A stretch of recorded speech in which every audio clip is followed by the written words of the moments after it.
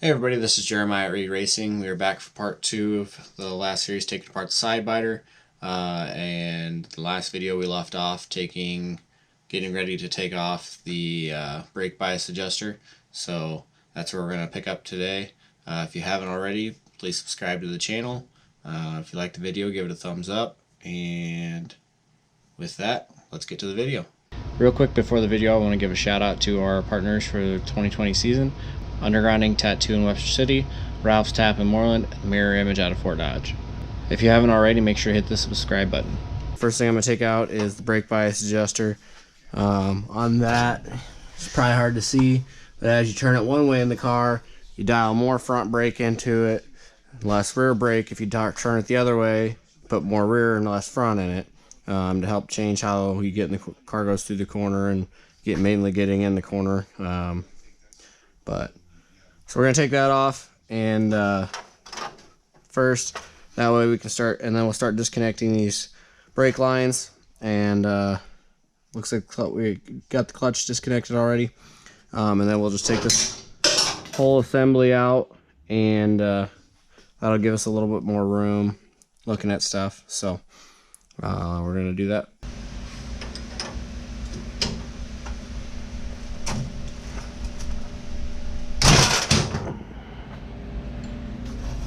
That's good on the phone.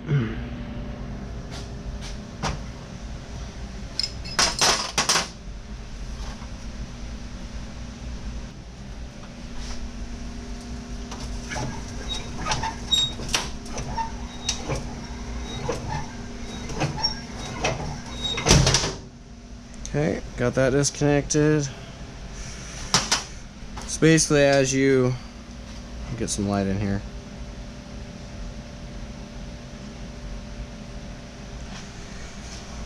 So this hooks onto the end of this solid, and then as you spin this one way, it basically acts as a lever. So when you push the brake pedal down, it pushes one system more than the other, one reservoir more than the other, and applies brakes differently. But we got that off now. Now we're going to take these lines off.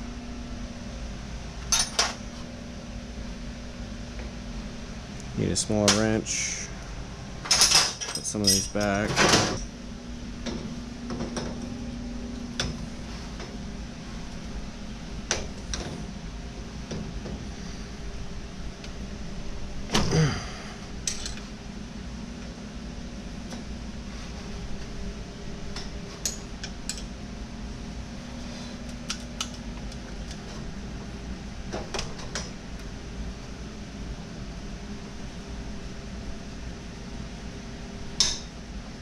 There's one line out.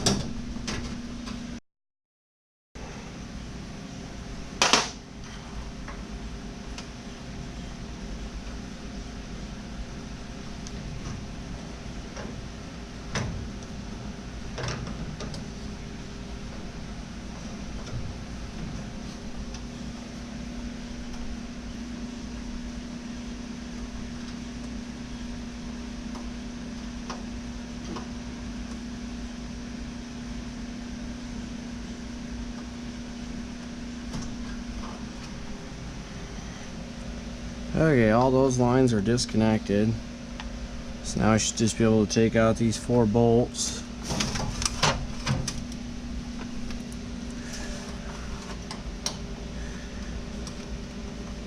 That should take this whole assembly out.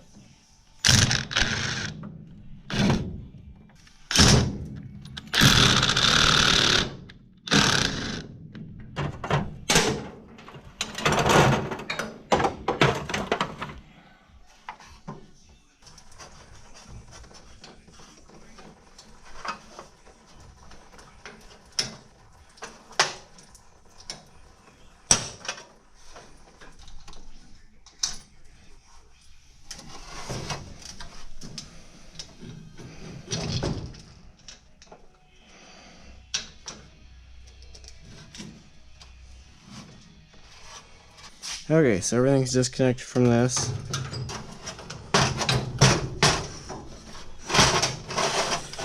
Just gotta get the assembly out of here.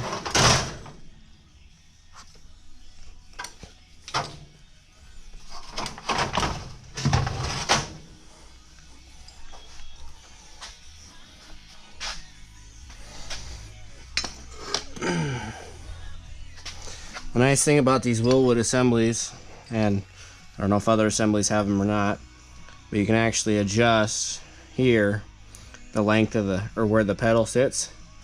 So I liked my clutch to be a little higher. I don't know if you guys can see that. I liked my clutch to be a little higher so it'd be harder to hit it on an accident. So we adjusted that. That also helps if you have different people of different sizes running the car. So that's out. Basically just have to take the steering column out and then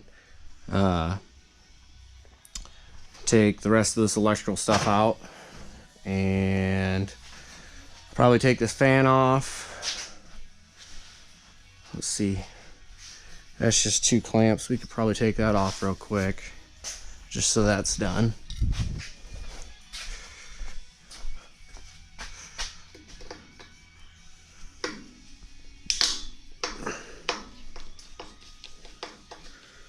And all my other flatheads disappeared, so I'm using this really long one.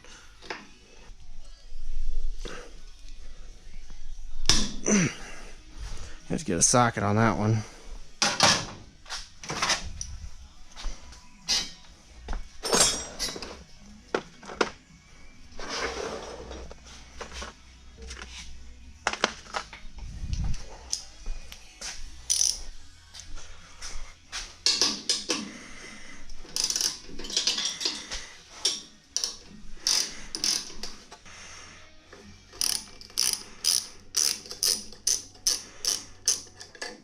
Suppose we put this on the drill and it'd go a lot faster.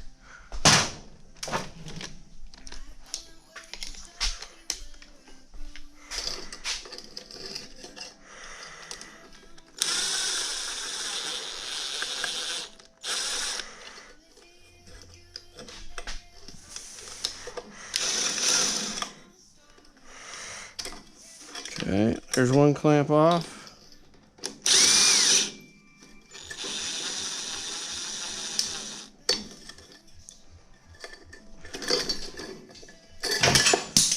There we go. So one way to get the socket off. Okay, this one, we got another one sitting up here. We're gonna stick it with that. Those come in handy on a really hot day. You wouldn't think much air make difference, but it does. It's not so noticeable when you're out on the track racing because you kind of focus on something else and you got a lot more air coming through the car at that point. But under caution, and especially sitting in a staging area, they do help a lot. So we're going to end the video there for today. In the next video, start taking some of the electronics and the dash out. That gets to be a little long to include in this video. So we're going to end there for today. If you like the video, give it a thumbs up. If you haven't already, subscribe to the channel. And we'll see you in the next video, part 3.